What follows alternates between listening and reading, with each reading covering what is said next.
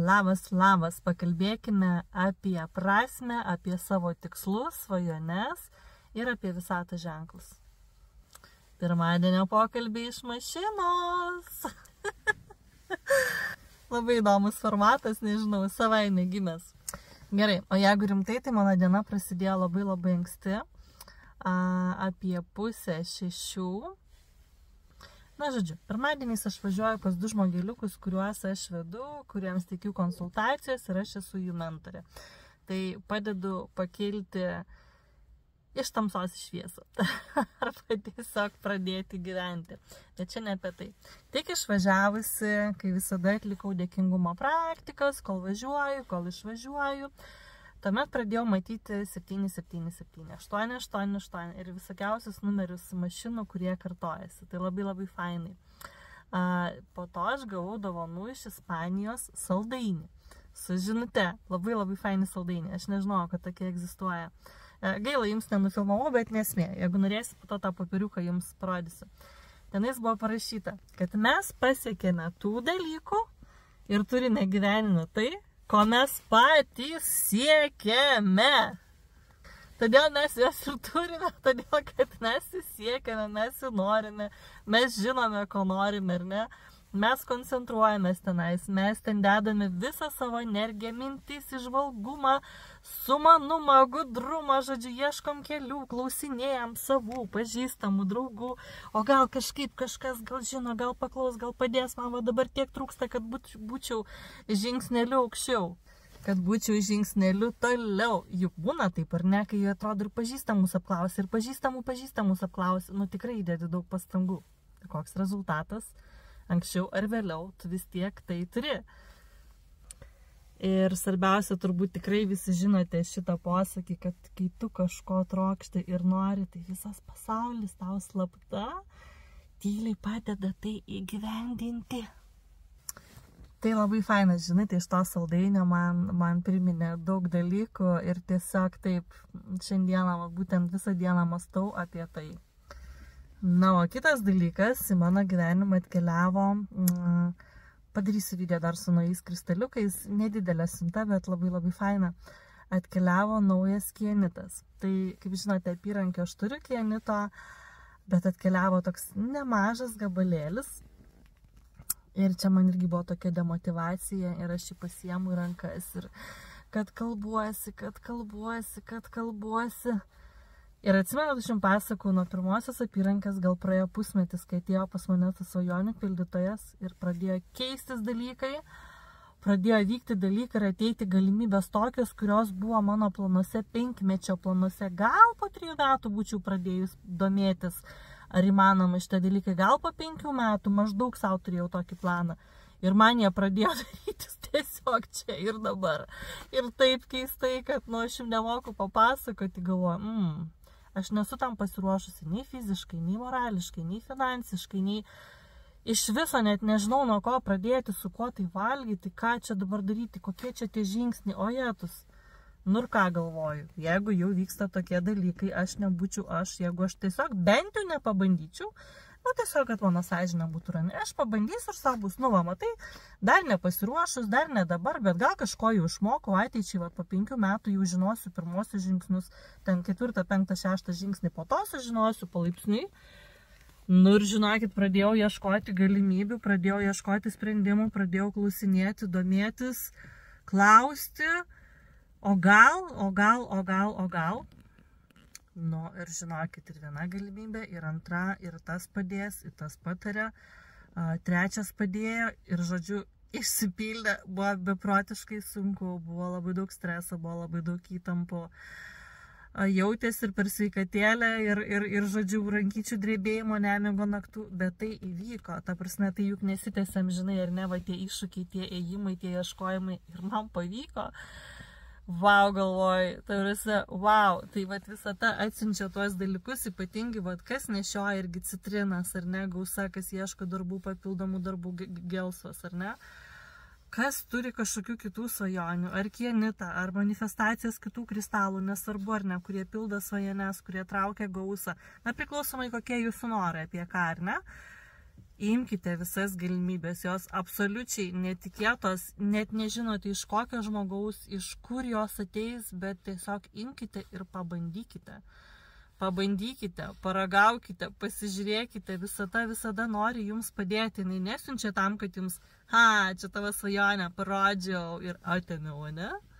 Nei visata, nei dievulis taip nesielgia. Jie mūsų myli, mes esame mylimi, mumis rūpinasi, tik mes kartais pražiopsom arba išsigastam tų galimybių, ar ne?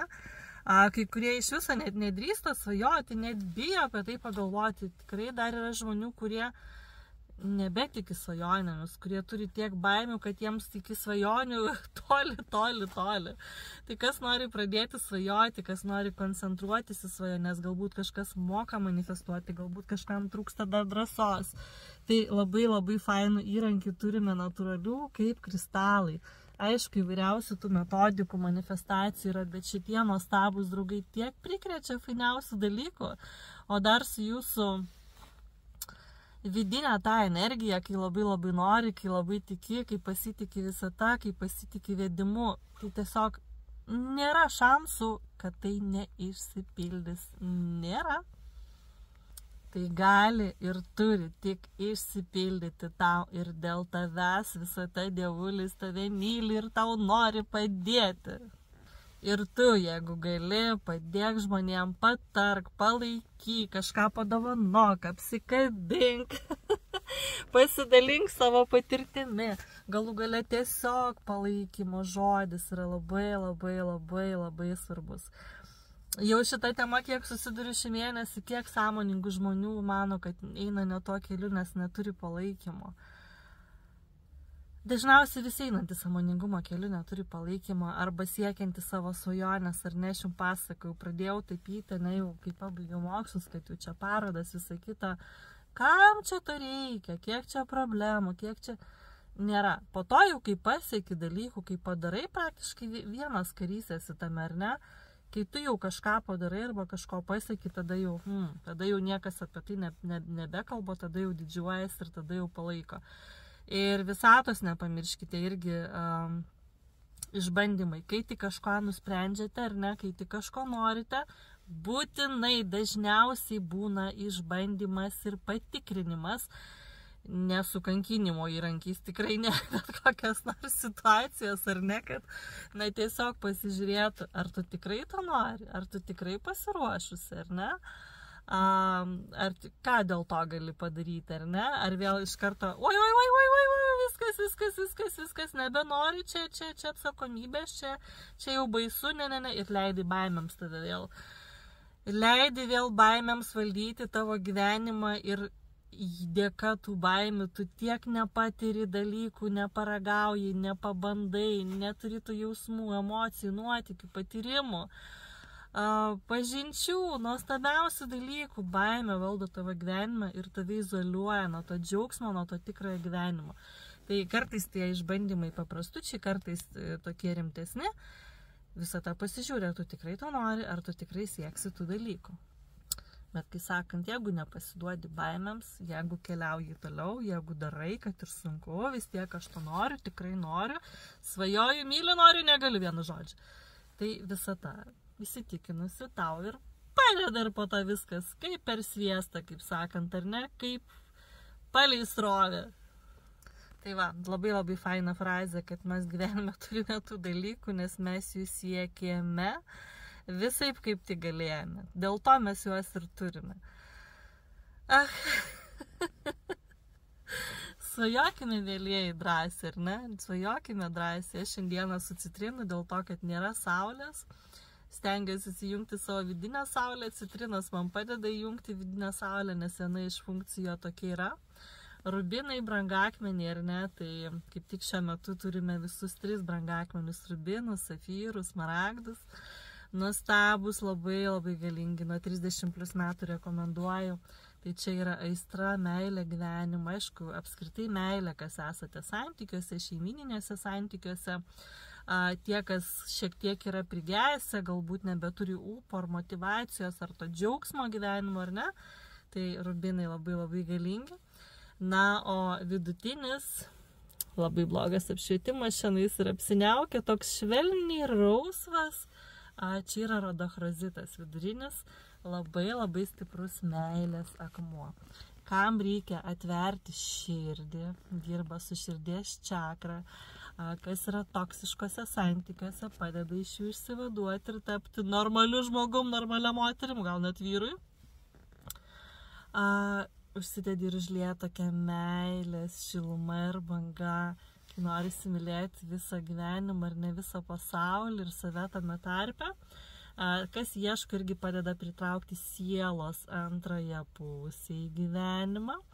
Tai, žodžiu, šiandieną mano yra štai tokie pasirinkimai. Ir grįžusi namo, aišku, dar užsidėsiu smaragdą. Pamiršau šiandieną, išlėkiau. Turėjo būti ant kitos rankos. Tai va, netrukus irgi bus daug kristalų naujienų, daug naujienų jau sukelta elektroninė parduotuvė. Dar labai kviečiu, kas mėgsta siurprizus arba pažaisti su savo vidiniu vaiku.